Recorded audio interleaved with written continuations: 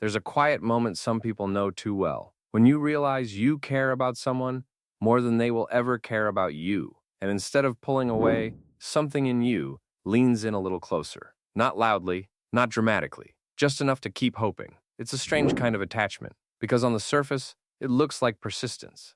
But underneath, it feels more like waiting for something that never fully arrives. Most people would call this unhealthy. They'd say it's about low self-worth or an inability to let go. But that explanation never quite captures what it actually feels like from the inside. Because people who experience this don't feel weak. They feel deeply connected to something they can't easily turn off.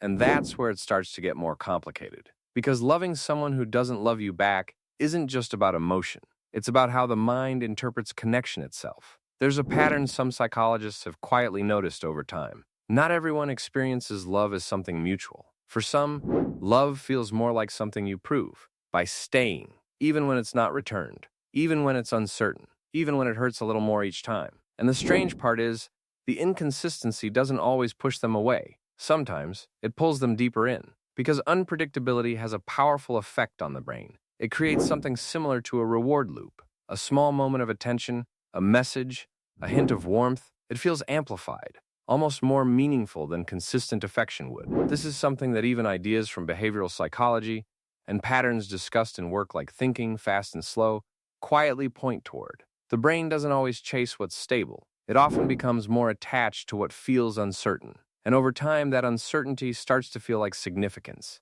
Like there must be something real there, otherwise why would it feel this strong? But the feeling isn't coming from clarity. It's coming from contrast. And that's where people start to lose themselves a little. Because they're not just responding to the person. They're responding to the emotional pattern being created. A pattern that keeps them engaged, keeps them thinking, keeps them hoping. Some people notice themselves rereading old messages, trying to find hidden meaning in simple words, as if somewhere between the lines there's proof they missed. Others keep checking their phone, not expecting a message, but still feeling a quiet drop of disappointment when there isn't one. And sometimes they imagine conversations that never actually happen, replaying what they would say if the other person suddenly understood everything.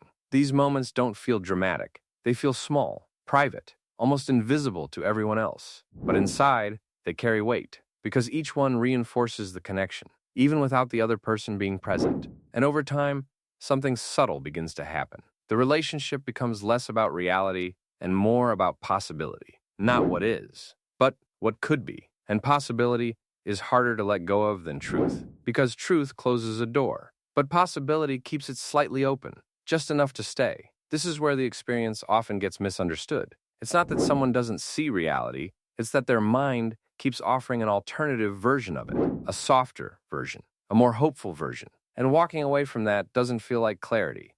It feels like loss. There's also something deeper happening beneath all of this, something that often starts much earlier. For some people, love was never fully predictable. It came in moments, in pieces, in conditions, and without realizing it, the brain learns something important. That connection isn't always consistent. That closeness can feel uncertain, and that staying is part of keeping it. So later in life, when they meet someone who feels just out of reach, it doesn't feel unfamiliar. It feels strangely recognizable, almost like something they already understand how to navigate, even if it hurts. Some people even find themselves making quiet excuses for the other person. They're just busy. They're not good at expressing emotions.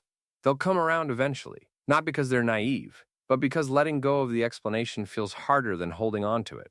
And sometimes they don't talk about this with anyone, because they already know what people will say. Just move on, find someone better, but those answers feel too simple. They don't touch the part of the experience that feels real, because the attachment isn't just logical, it's emotional, neurological, deeply internal. If you've ever noticed yourself doing this, you're definitely not alone. And if you enjoy exploring these quiet patterns of human psychology, subscribing to the channel helps more people discover these insights. There's also a quiet paradox hidden in all of this. The ability to love someone deeply, even without return, isn't a weakness. It's actually a form of emotional capacity, a sensitivity to connection, a willingness to feel. But like many psychological traits, it comes with a cost, because that same openness can make it harder to walk away when something isn't being given back. And that's where the internal conflict begins. Part of the mind sees the imbalance, but another part holds on to the feeling. and neither side fully wins. So the person stays somewhere in between,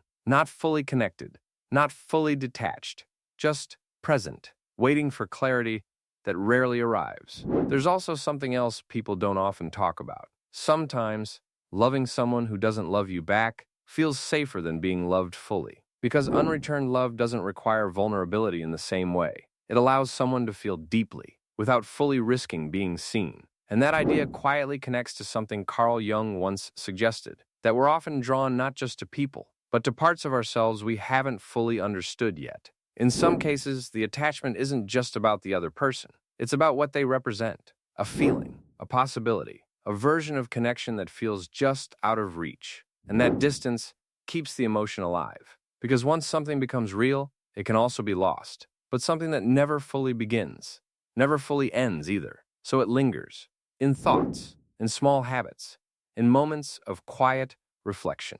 And slowly, over time, the person starts to realize something important. The intensity of what they feel doesn't always reflect the reality of the relationship. It reflects the way their mind has learned to hold on to connection. And that realization isn't meant to invalidate the feeling, because the feeling is real. It matters. It exists for a reason. But it also doesn't mean the situation will change. And that's the part that takes time to accept. Not forcefully, not suddenly, but gradually. Like noticing something that was always there, but never fully seen. And in that moment, something shifts. Not dramatically, just enough. Enough to create a little space between the feeling and the person it's attached to.